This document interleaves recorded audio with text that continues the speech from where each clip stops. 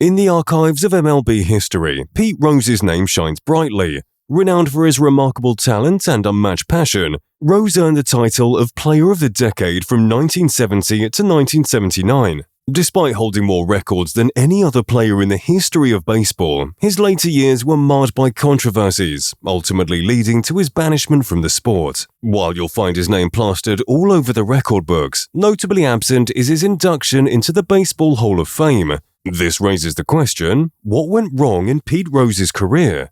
To uncover the truth, let's rewind the clock a bit further, before the fateful year of 1989. It was a time when Rose seemed invincible, with the world at his feet. Pete Rose was one of those individuals destined for the field from a young age, starting organized youth baseball at just 8 years old. Despite his small stature, he stood out as the starting running back on his freshman football team. By his senior year, Rose had exhausted his high school sports eligibility.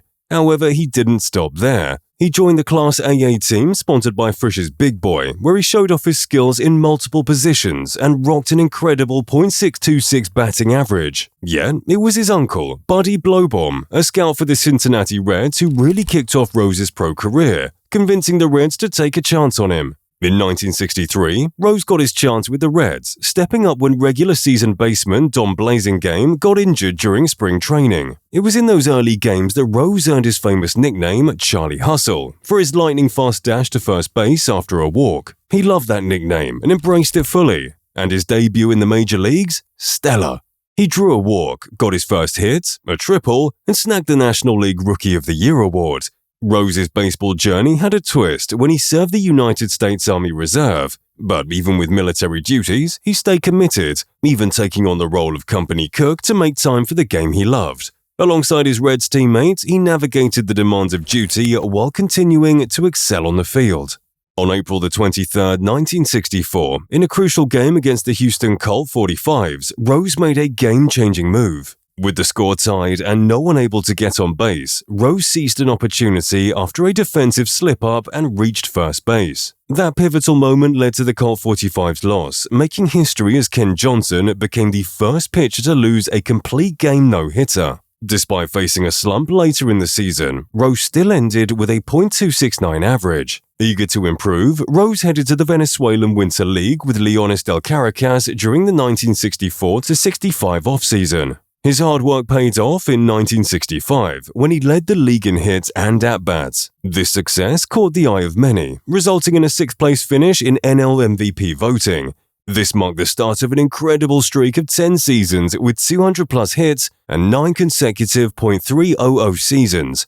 In 1968, Rose kicked off the season with a 22-game hitting streak, briefly interrupted by a broken thumb. But he bounced back, with a 19-game hitting streak later on, clinching his first of 2 close NL batting title races with a .335 average. Although he finished second in the NL MVP race, Rose still earned 6 first-place votes for his outstanding performance.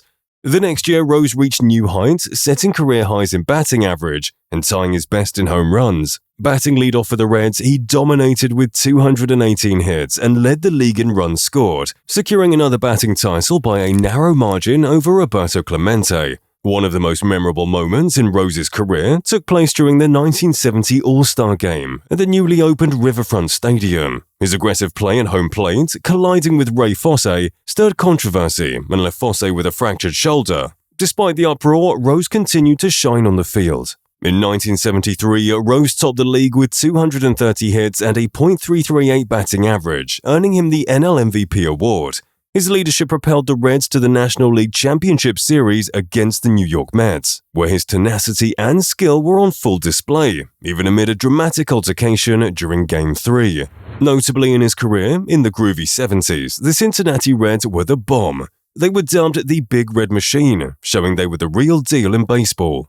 Peter Rose, along with other legends like Jimmy Bench, Joe Morgan, and Tony Perez, was like the glue holding this powerhouse team together.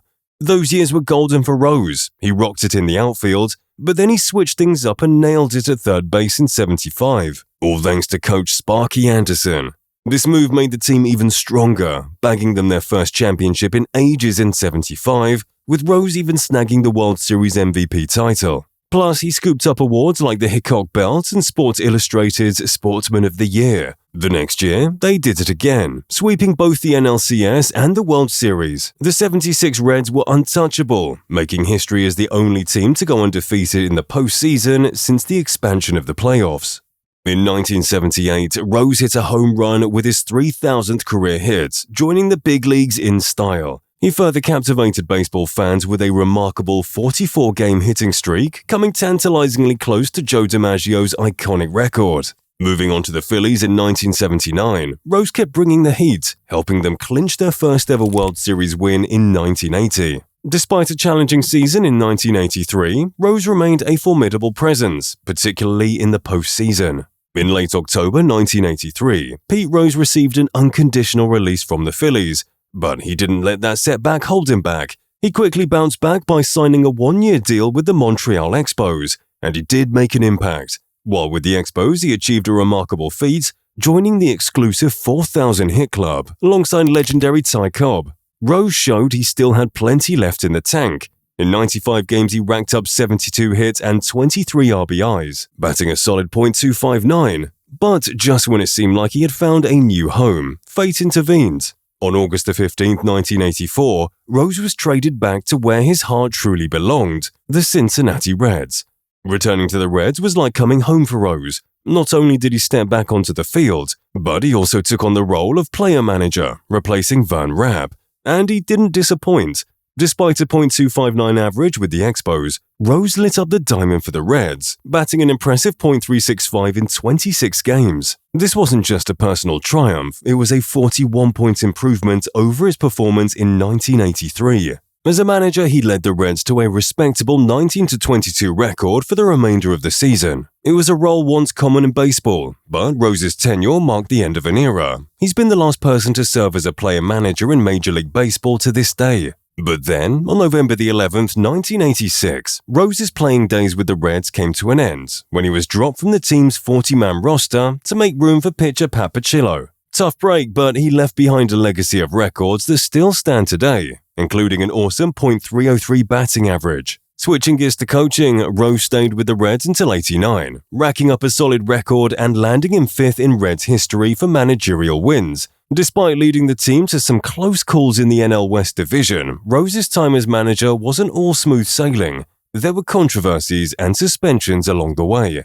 One notable incident occurred on April 30th, 1988, during a home game against the New York Mets. Pete Rose, the manager of the Cincinnati Reds, got really upset with an umpire named Dave Pallone. Rose pushed Pallone twice after a call he didn't agree with, and that got him kicked out of the game. It was a huge deal because Rose got suspended for 30 days, which was the longest suspension ever for a manager who got into a fight during the game. Plus, he had to pay a hefty fine.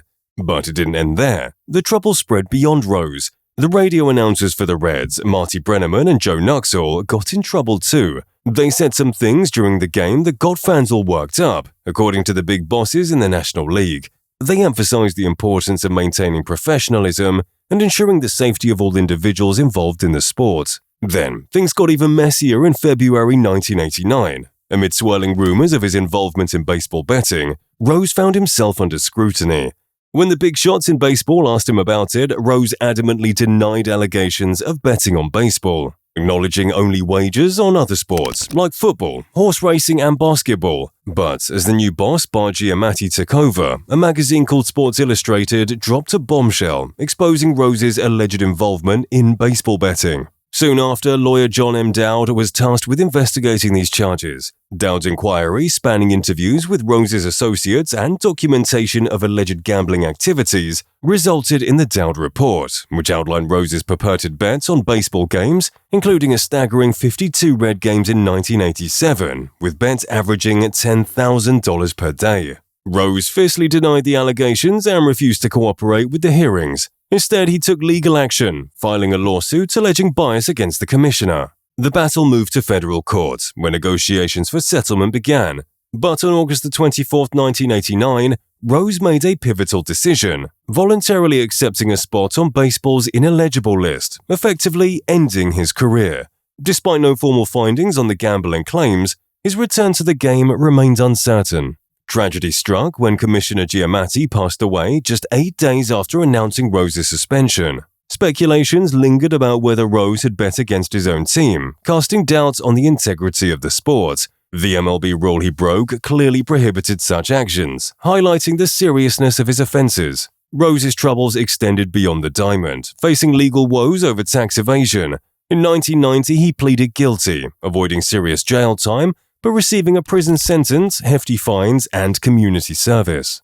Seeking redemption for his MLB career, Rose applied for his reinstatement in 1992 and 1998, yet faced rejection at both times. It wasn't until 2004 in his autobiography, My Prison Without Bars, that Rose admitted to betting on baseball during his time as both a player and manager for the Reds. He admitted to placing bets on Reds games, but insisted he never bet against his team. Despite his confession, criticism persists, especially from those disappointed by his years of denial. However, Rose's vulnerability showed in 2010 during a commemorative event. Tearfully, he apologized for disrespecting the sport, pledging never to do so again, surprising many with his sincerity. However, as more controversies emerged, it seemed that apologizing might have been too late for Rose. In 2010, Deadspin reported allegations that Rose had utilized corked bats during his pursuit of Cobb's record in 1985. These claims were substantiated by two sports memorabilia collectors who had Rose's game-used bats from that season X-rayed, revealing evidence of corking. Despite previous denials from Rose regarding the use of corked bats, the findings raised questions about the integrity of his achievements. In 2015, Rose's team begged Commissioner Rob Manfred to let him back into the game, but Manfred shut it down on December 15, 2015. He pointed to Rose's gambling habits, even though he lived in a place where it was legal, and said Rose lacked remorse and understanding of the consequences of his actions. Manfred felt bringing Rose back would be too risky for the integrity of the game. But the baseball ban wasn't Rose's only problem. In April 2015, Fox Sports signed him up as a guest analyst for their MLB coverage, but by August 2017, they showed him the door when allegations of him committing statutory rape with a minor back in the 1970s surfaced. These revelations led the Phillies to cancel his scheduled Philadelphia Baseball Wall of Fame ceremony, where Pete Rose would have been one of the recipients. Rose didn't give up though. Back in 2020, Rose and his legal team made a bold move, pushing to get him back into baseball. They argued that his gambling didn't sway any games and pointed fingers at other players who got away with worse. Rose even set his sights on the Hall of Fame, hoping for a chance to be recognized, but despite his efforts, there was silence from the baseball bigwigs. Then in 2022, Rose took another swing at the Hall of Fame, but the outcome remained uncertain, keeping his fans on the edge of their seats. But baseball wasn't his only arena. Rose stepped into the world of professional wrestling, making waves at WrestleMania events from 1998 to 2000. Portrayed as a villain, he faced off against Kane, thrilling the crowd with his daring moves. This thing culminated in his induction into the WWE Hall of Fame's Celebrity Wing in 2004, where he became the first celebrity to receive such an honor. On March 22, 2010, Rose returned to WWE Raw as a guest host, orchestrating a thrilling match between wrestling icons Shawn Michaels and Kane. Despite this foray into wrestling, Rose's heart remained in baseball. In a move that showed his undying love for the game, Rose went on to manage the Bridgeport Bluefish, an independent team in the Atlantic League of Professional Baseball, on June 16, 2014. It was a unique comeback, proving that baseball ran through his veins. Despite being banned from MLB and the Baseball Hall of Fame, Rose received a touching tribute from the Cincinnati Reds Hall of Fame in 2016, underscoring his lasting impact on the sport. While his later career was undoubtedly overshadowed by controversies, there's no denying Pete Rose's status as one of the pioneers of the game. He might have had his ups and downs, but his impact in baseball? It's huge. You can't ignore the numbers. He's one of the greats, no doubt about it. What are your thoughts on Pete Rose? Share them in the comments below, and if you enjoyed this journey through sports history, don't forget to hit the like and subscribe button for more baseball updates. We'll see you next time.